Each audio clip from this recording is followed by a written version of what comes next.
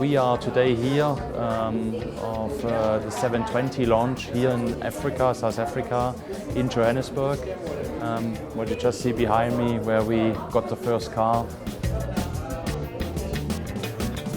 With the 720, we replaced the first generation of Super Series. So we replaced the 650 and the 675. It sits in our core product family, the Super Series. My initial impressions of the McLaren 720S are that it's a fantastic looking vehicle. I think McLaren has pulled a rabbit out of the hat, so to speak, with this car. I mean, McLaren cars in general are beautiful, but this is particularly beautiful. I love the lines. I do love the eye socket headlights, the 360-degree view that the cabin dome affords you. It's really fantastic looking, I must say. I'm impressed. Form follows function. McLaren is not just designing cars for the sake of beauty. There's a lot of engineering that goes into the car. The side scoops, the eye sockets, the back. But for me, the most interesting part is the back. How the air flows out of the engine, the hot air flows out of the engine and around the car. The interior we completely redone at that car.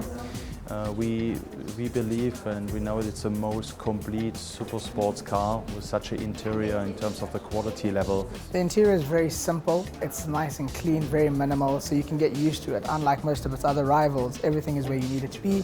The seats are very comfortable, it's got nice finishes inside, nice carbon fiber, nice Alcantara, and it's a really great place to sit in.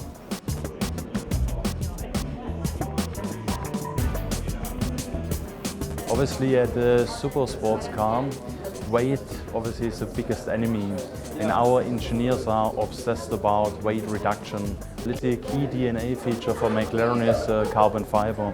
All of our cars feature the carbon fiber chassis.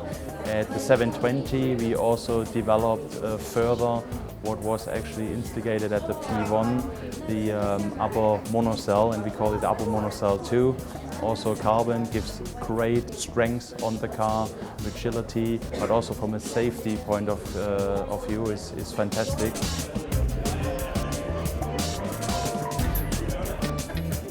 So this is a brand new engine from McLaren. It replaces the 3.8 twin turbo. It's now 4 litres. It now has 710 horsepower. And with their normal naming structure of 720, 570, that's how much power it has. So their engines have been absolutely incredible, puts down the power extremely well, and that with a lightweight chassis and incredible drivetrain, I think it's just going to eat up the tarmac, but with its incredible setup of suspension, I think it's going to be really good for everyday use. At the same time, also the torque we increased to 770 Newton meters. And we are very proud that even with more capacity of the engine, we could reduce actually the CO2 emissions by 25 grams. McLaren's in the past, like the 12Cs, they've been accused of the lack of emotion. But with this one, what I've found is the noise levels, it's quite impressive. It's not even the sports exhaust.